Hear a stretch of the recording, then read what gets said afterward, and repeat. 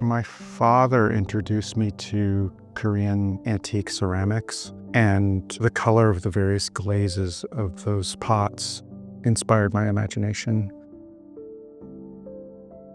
Since I started being an artist, I settled on color as a subject matter. And as I get older, it becomes more and more interesting. When I think about color, I first think about Homer and the way the Greeks spoke about color, which is very different from the way that we think about color.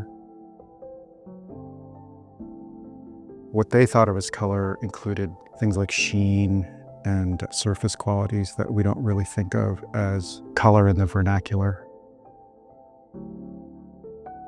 Most of the ceramic objects I chose were from Korea, and partly that's because I had familiarity with those type of objects, but also because my parents instilled a lot of pride in being Korean.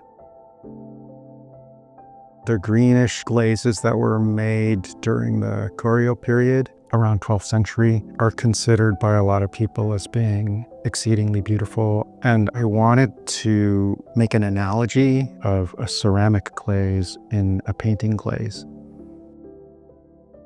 A painting that's like a pot.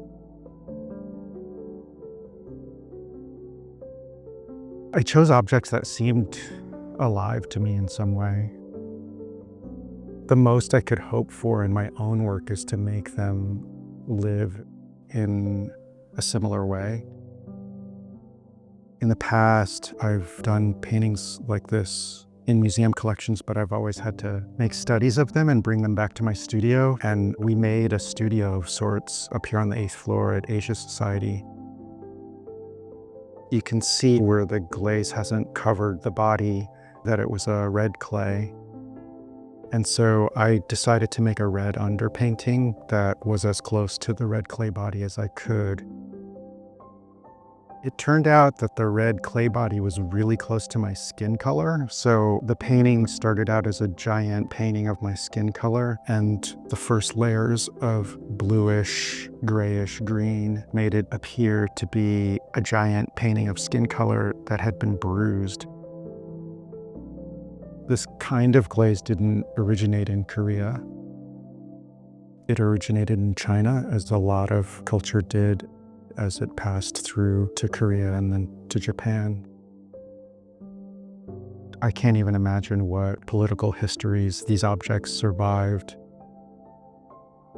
It's a complicated history, especially for me because I was born in the States, and this gray-green glaze has a lot to do with a culture that my parents came from, and that goes back thousands of years. I think if I grew up in Korea, being obsessed with playing paduk and examining Korean language in a certain way and looking at Korean art forms from a kind of outsider's point of view, I probably would hesitate to enjoy using that subject matter in my work because it would feel too ordinary or obvious. And for me, it's not. This sort of hybridized aesthetic is inevitable. Nothing's ever pure. That gives it a kind of lived experience and makes it feel like it's living today.